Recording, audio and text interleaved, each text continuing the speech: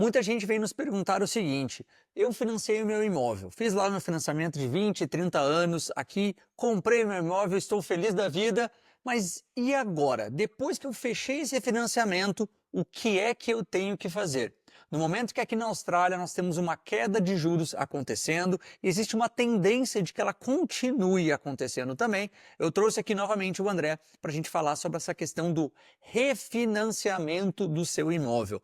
Muita gente não sabe que é possível verificar se existem taxas melhores para o seu financiamento e muita gente aqui pode estar pagando mais do que precisaria num financiamento do seu imóvel. Então, André, explica para a gente como é que no seu dia a dia você vê isso acontecendo com os clientes e com pessoas que estão querendo entender melhor sobre o financiamento delas. Então, não, o que acontece, Raul, muitas vezes, tá? Quando a pessoa faz o financiamento, vamos supor, 3, 4 anos atrás, entendeu? Ou até menos que isso, naquele momento, o financiamento ele pode até ser competitivo, né? Os descontos que foram aplicáveis, o produto, e etc., foram competitivos e pode ter encaixado com o momento, né, da pessoa e do mercado por si só.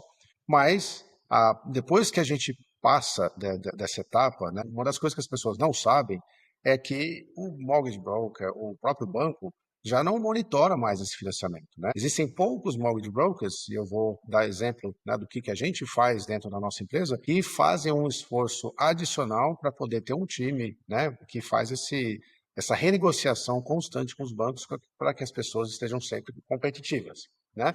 Então vamos supor, as taxas sobem, as taxas descem, os bancos vão comunicando, né, o que foi feito, o que não foi feito, e aí de repente a pessoa vai estar comparando com o mercado, vai estar assim, pô, mas a minha taxa de juros já não é mais competitiva, só que já se passaram anos, meses, isso aconteceu. Então, uma das coisas que causa ou que promove o refinanciamento é essa diferença entre a taxa de juros que a pessoa está pagando em relação ao que o mercado potencialmente estaria cobrando.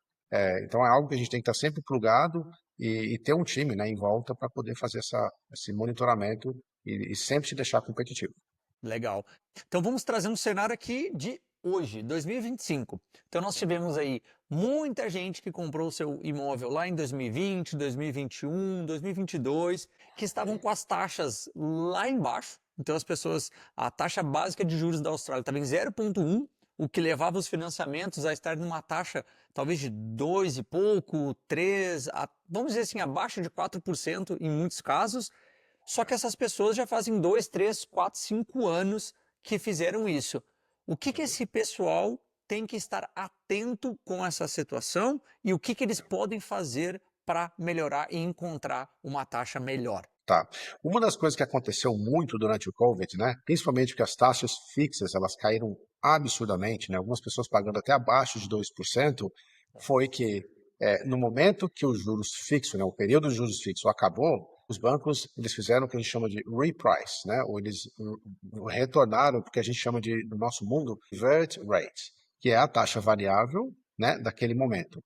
Só que a taxa variável daquele momento, ela pode vir com descontos ou não. E muitas vezes os bancos perderam dinheiro durante aquela situação. E particularmente existe um banco muito grande que a gente teve muita dificuldade em fazer esse reprice, né? Ou seja, uma renegociação das taxas de juros depois que o juros fixo acabou. Então, o que a gente estava tentando fazer? Olhando para trás, vendo quais são os clientes que tinham se beneficiado durante o período fixo e as taxas bastante baixas, e aí tentando renegociar. E quando a gente não tinha sucesso, aí a gente falava, olha, a gente tentou, né, essa renegociação, eles não estão negociando, né, então a taxa que você está pagando no momento ela é realmente alta, existe uma oportunidade de renegociar com um outro banco. Então esse é um dos motivos que as pessoas nos procuram para poder fazer esse refinanciamento. Perfeito. E isso é importantíssimo, a gente trazer aquela mensagem novamente disso aqui, né, André? Pô, eu É, tenho conta num banco desde que eu cheguei na Austrália, desde o primeiro dia que eu estou aqui na Austrália. Com certeza esses caras vão me dar as melhores taxas de juros para o meu financiamento. Not é. really. Não necessariamente eles vão fazer isso. Agora, imagina, cara, quando você falou, duas coisas que eu vou pegar aqui, tá? Imagina quando você falou, você não sabe quais são os bancos que estão fazendo as melhores ofertas hoje ou que têm as melhores oportunidades para essa pessoa, caso ela tenha que renegociar com outra instituição financeira. Esse é exatamente o seu trabalho, certo? Você trabalha para o cliente para encontrar a melhor opção para o cliente, não para a sua empresa. Porque o seu trabalho é exatamente isso, ter acesso a dezenas de instituições financeiras que de uma vez só você consegue checar. De acordo com a situação do cliente, você consegue encontrar a melhor opção para ele. Fiz uma definição certa aqui, André? O que a gente faz nessa questão do refinanciamento é basicamente, né, olhar o que a pessoa está pagando, né, naquele momento, entendendo quais são os objetivos futuros, né? Às vezes a pessoa precisa de um dinheiro para renovação, né, de um dinheiro para comprar um próximo imóvel, ou realmente quer simplesmente economizar na taxa de juros e a partir disso passar a administrar essa conta de uma forma um pouco mais proativa, porque muitos brokers e muitos bancos eles vão fazer o financiamento, levantar as mãos e falar assim, o cliente está no meu, né, está aqui no meu banco de dados, eu não preciso mais me preocupar. E o que a gente faz é exatamente o oposto. A gente tem uma pessoa dentro da empresa que só faz esse trabalho, o que a gente chama de Post-Approval Coordinator, né? Que é a pessoa responsável por gerenciamento das contas, né? E é uma coisa muito única dentro de qualquer empresa de mortgage broker. E além disso, né, a gente tem todo um processo de comunicação também que facilita essa interação, né, entre o cliente e a empresa e que elas podem ter um acesso fácil para poder fazer, né, essa negociação, esse approach de uma forma muito tranquila e muito rápida também, né? Então é Sim. aquela coisa, as pessoas engajam, elas refinanciam, elas melhoram as taxas de juros e, além disso, ainda tem um suporte por trás, né? Que ele é ongoing. Então, André, uma pessoa que, digamos, não fez o financiamento originalmente com vocês na Fidelis Financial Solutions. O que ela pode fazer? Ela pode entrar em contato com vocês, diz que ela, se ela der autorização para vocês, ó, tá aqui as minhas informações, vocês podem conferir se isso existe uma possibilidade melhor para eu refinanciar ou ela fazer alguma outra coisa. Existe essa possibilidade? Existem dois caminhos, tá, que eu consigo pensar aqui agora, que é realmente o contato, né, para poder entender o cenário, quem são as pessoas que estão solicitando um financiamento, e aí tentar fazer de forma proativa essa renegociação com o banco existente, né? Então a gente tem esse acesso. Agora, algo que é relativamente novo, mas muito seguro, é o que a gente chama de Open Banking. Eu não sei se as pessoas têm, talvez, conhecimento, né, o que chama Open Banking, né? Mas uma forma bem fácil de explicar é um acesso que é dado a empresas terceiras, né, a produtos financeiros que as pessoas têm no momento, né? Então vamos pensar aqui, né? Vamos pensar você, Raul, você tendo um financiamento com o banco X, e aí você quer me dar acesso a eu verificar, né, qual que é a taxa de juros, quanto que você deve naquele momento, quanto que você tem no Officer Account, por exemplo, e você me dando acesso, eu consigo não só ter uma informação que ela é atualizada diariamente, como eu posso monitorar e ativamente te ajudar a melhorar a situação também, ou com o próprio banco, ou com bancos, né, que possam ter uma taxa um pouco mais competitiva. Então, o que a gente tenta fazer é bem simples, né? O acesso é dado, né? Ou via conversa, né? Onde a gente sabe quanto a pessoa deve, qual que é o cenário da pessoa e a taxa de juros, ou de forma eletrônica, né? Que talvez um processo mais simples, onde a gente consegue monitorar durante um período um pouco mais longo. Então, isso tudo dá para ser feito, né, de uma forma Legal. bem automatizada e bem tranquila.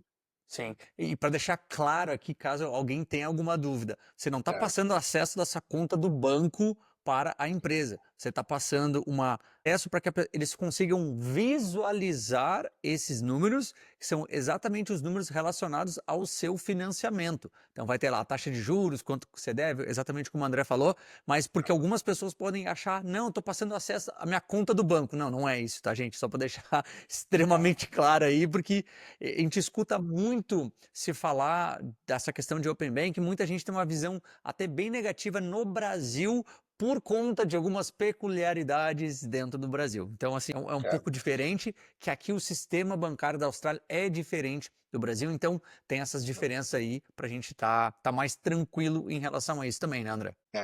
O jeito bem simples, né? A gente tem que se adaptar à tecnologia, né? Eu não sou nenhum tipo de security expert. Tipo assim, a gente não tem essa qualificação para dar nenhum tipo de advice em relação se isso é seguro ou não. A gente tem que se basear nos fatos e nas informações que são dadas pelo governo. Então, o que eles falam é que é bank grade security, a mesma segurança que teria quando você entra, por exemplo, em um aplicativo do banco que você está utilizando no momento. Então, Legal. tendo isso em mente, se a gente tiver acesso e puder monitorar, né, as taxas de juros e ter essa visualização apenas, fica muito mais fácil, que a gente pode ser muito mais proativo sem uma comunicação física. A gente pode realmente estar trabalhando no background para que as pessoas se beneficiem. Sim, e aí essa é a grande vantagem. E eu vou trazer um outro ponto aqui que você trouxe que eu achei sensacional, que mostra realmente a sua mentalidade de investidor. Então, muitas pessoas vão pensar, tá bom, eu quero só trocar o banco, eu quero encontrar um lugar que eu vou conseguir pagar menos nos juros, vou pagar menos na minha parcela, o que é legal, show de bola, é legal. Agora, quando você falou uma outra parte, que é o quê? Eu vou refinanciar para que eu possa talvez utilizar isso para eu comprar um outro imóvel. Você pode contar rapidamente como é que seria esse link neste momento? Por quê? Porque eu vejo muita gente, exatamente essa galera que comprou aqui há anos, que o imóvel já valorizou muito, que ela tem uma diferença entre o quanto vale o imóvel hoje e o quanto que ela deve para o banco, e ela tem oportunidades que ela poderia estar utilizando se ela quiser acessar esse dinheiro. De uma forma rápida, tem como a gente tocar um pouquinho nesse assunto aqui também? Muitas pessoas elas chegam para a gente e falam assim, olha, eu tenho equity, então é o que nada mais é do que a diferença entre o valor do imóvel e o valor que a pessoa está devendo naquele momento, né?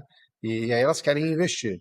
Só que nesse processo entre fazer esse release da equity, que a gente chama, né? Ou seja, liberar o dinheiro para poder fazer um depósito no próximo investimento, a gente renegocia as taxas de juros, tanto com o banco atual quanto com o banco ah, futuro, né, se isso vier a ser necessário.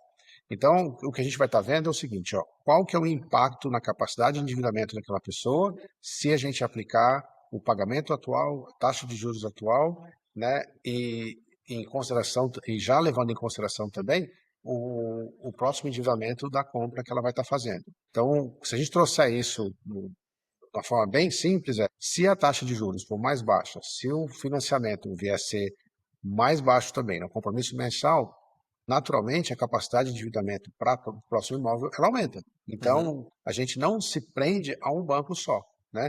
Então, acaba que o refinanciamento ele passa a ser uma forma natural para aumentar a capacidade de endividamento para que a pessoa consiga chegar no objetivo que ela quer. Então, a gente vê isso com muita frequência, né? As pessoas às vezes nem sabem o que dá para fazer até o momento que a gente faz essa sugestão, né? E a gente faz essa recomendação para que aquilo que elas almejam seja alcançado. Perfeito. E isso é muito legal, porque aí você começa a abrir a cabeça. Aí eu sempre falo, né? Pô, cara, bate um papo com o André, vai nos eventos, assiste os nossos vídeos, porque é isso que a gente começa a abrir a cabeça. A pessoa fala assim, cara, eu tava pensando que eu só ia conseguir diminuir, sei lá, US$ 50 do meu financiamento por, sei lá, por semana. Mas no final das contas eu vi que eu posso ter um mar de opções aí, um oceano de opções de É. outras coisas que eu posso fazer para o futuro financeiro, através de investimentos ou através realmente do refinanciamento. Parece uma coisa tão simples, mas que a gente começa a abrir um leque de opções, né, André? Eu vou dar um exemplo, né, que aconteceu na semana, mais ou menos umas 2 semanas atrás, tá? Um casal veio, né, até nós pedindo para fazer um refinanciamento e a gente liberar mais ou menos aí US$ 100 mil para elas poderem fazer uma renovação, né, na casa delas.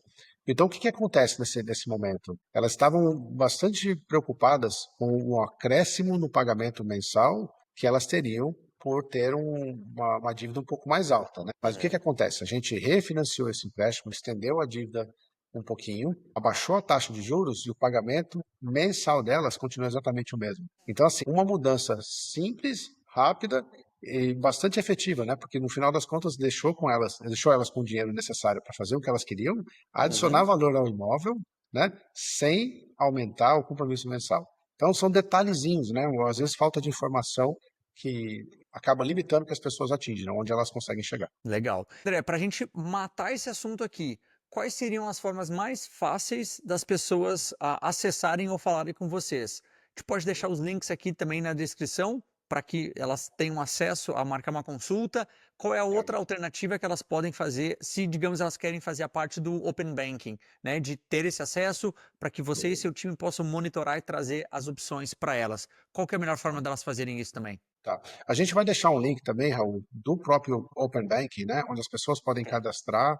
E lembre-se sempre, a gente não tem acesso às contas, a gente tem simplesmente a visibilidade, tá? E os contatos para a gente poder continuar essa conversa, tá? Então, esse é um ponto importante, o Raul vai deixar então o link ali, e o link do Calendly também, né? Porque a gente consegue entender não só em números, entendeu? Mas em objetivos que as pessoas têm para poder, talvez, promover a questão do refinanciamento, reestruturar, fazer uma consolidação de dívidas. As pessoas chegam, né, chegam até nós por vários motivos. Então, é interessante a gente bater um papo, né, quais são os objetivos e então, né, fazer a recomendação que vai ser mais útil e mais cabível para aquele momento. Para aquele momento da pessoa. É fundamental isso. E é sempre pensando, né? Uma coisa que a gente conversa muito e a gente fala bastante exatamente sobre isso.